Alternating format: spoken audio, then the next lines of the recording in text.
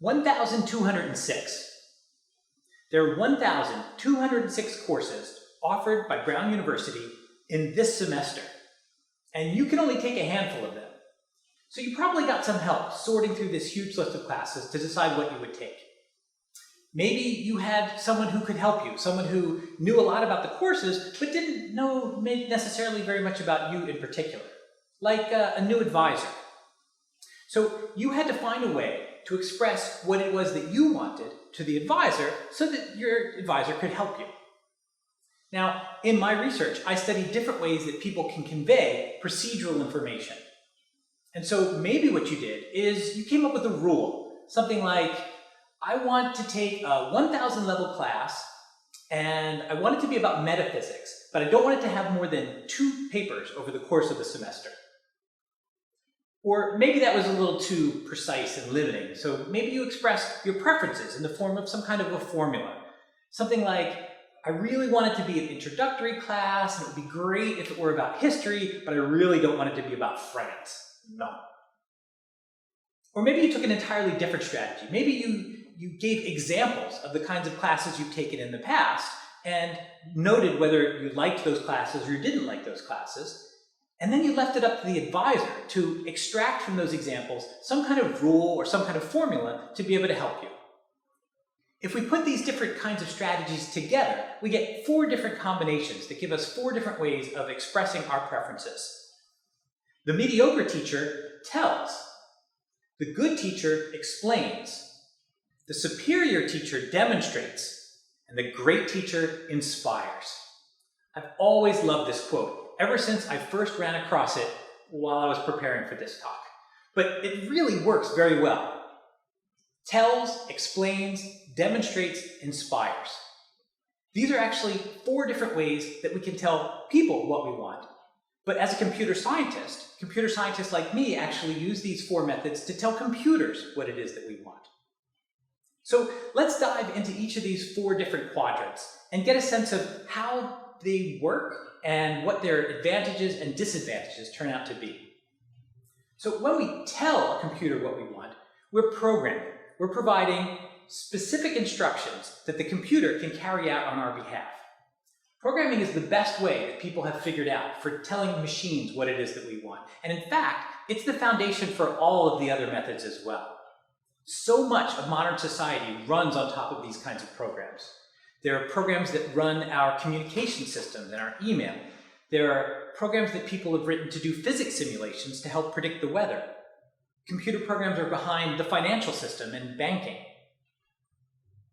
And Fortnite. But at the end of the day, these programs are actually sequences of instructions that we specify that the computers have to follow step by step, essentially blindly. And that leads to a problem. If we write bugs into these programs, well, then they're going to misbehave. So, for example, engineers who were designing a spacecraft lunar lander programmed their system to shut off the engines when it was 40 above the surface of the moon. Now, they thought they meant 40 feet above the surface, but other parts of the program interpreted it as 40 meters. So the engines cut off too soon, and the spacecraft fell to the surface, and it was destroyed. So the strength, but also the liability of programs are that the computer will follow our instructions to the letter, but they don't really know what it is that they're trying to do. Now, computers are extremely powerful now, much more so than when we first started building them. And so the computers themselves can actually help figure out what instructions we should be telling them so that they do what we want. For this to work, we have to explain to them what it is that we are going to use as a criterion for evaluating their behavior. But once they have that criteria specified, they can actually go about searching through different possible sequences of instructions to find ones that work well. This can actually be a big improvement because it's sometimes easier for us to specify what success looks like than it is to specify a strategy for achieving success. And this has led to some amazing advances. Computer programs that can play Go and chess and competitive video games at the level of human grandmasters. Some people are using these kinds of systems to make a lot of money by programming them to trade stocks on the stock market to optimize profit. In other cases, there's systems that are in millions of people's homes deciding on how to heat and cool the homes to maximize the efficiency of the system while maintaining comfort. So the great power of these systems is that they can actually surprise us. They can figure out strategies that maybe the designers themselves couldn't think of that effectively solve the problem. But this sense of surprise also has a downside. Sometimes we don't know what the system's going to do, and we might not like what it does. So for example, the systems that are being used to recommend videos to us online are programmed to maximize engagement.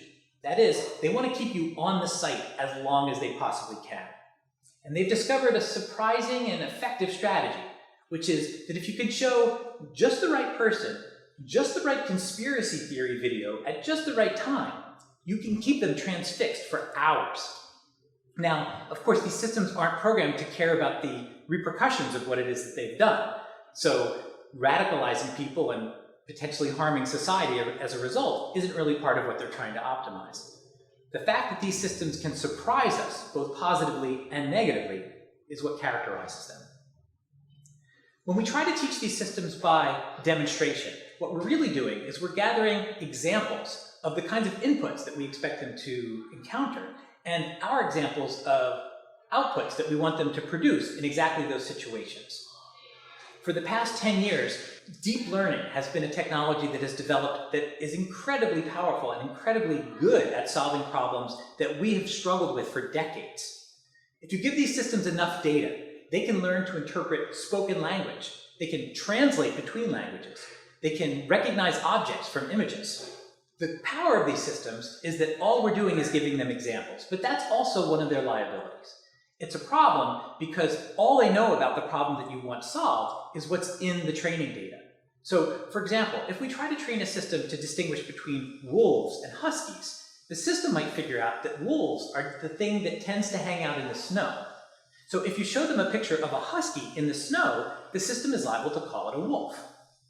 All they know is what's in the data.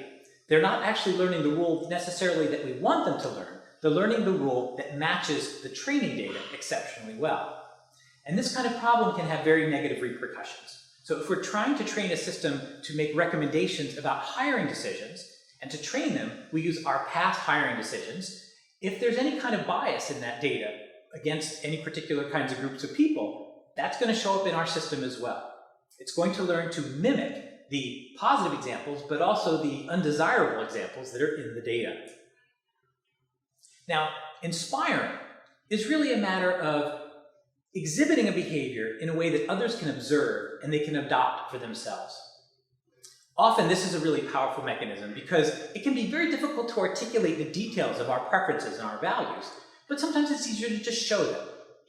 And the reason this is so powerful is that sometimes it's easier for us to demonstrate our preferences than it is to write down in detail what they actually are. Early researchers studying self-driving cars found that it was very difficult to decide how to tell the cars how fast to go. They told the cars a speed that was too quick, passengers became anxious and uncomfortable, and the bumpiness of the ride could really disturb them. But if they told the cars to drive too slowly, people felt impatient. So here's what they decided to do. They said both bumpiness avoidance and sluggishness avoidance are both extremely important.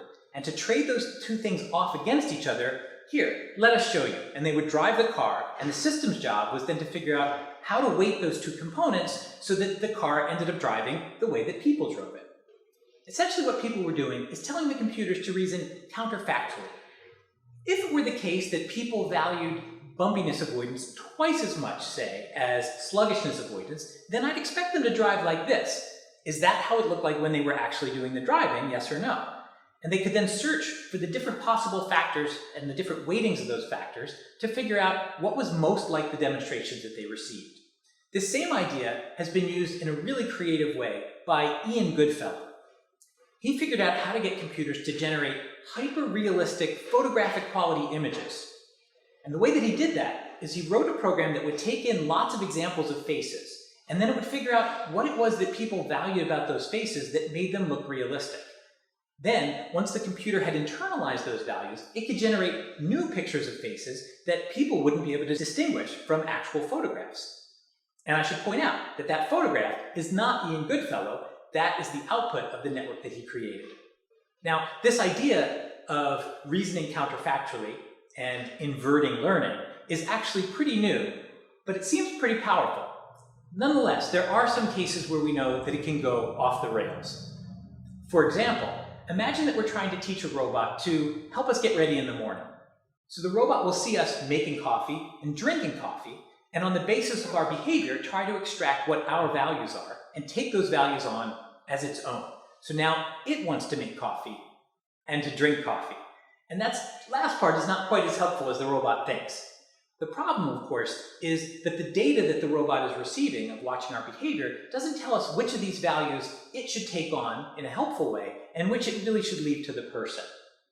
These inverse learning processes presume, and that allows them to jump to very sophisticated behaviors quickly, but maybe sometimes a little too quickly. So of these 4 different ways we have of telling machines, but also people, what to do, they all have their strengths and they all have their weaknesses. And what we tend to do in practice when we're telling each other what to do is to use them in combinations. So the ideal teacher tells, explains, demonstrates, and inspires. And that's because that maximizes the probability that the student will learn the lesson that's being offered and take on the target actions and behavior. Maybe future systems will allow the computers to receive information from us in a way that allows us to more accurately and more easily and more safely convey what we want to the machines.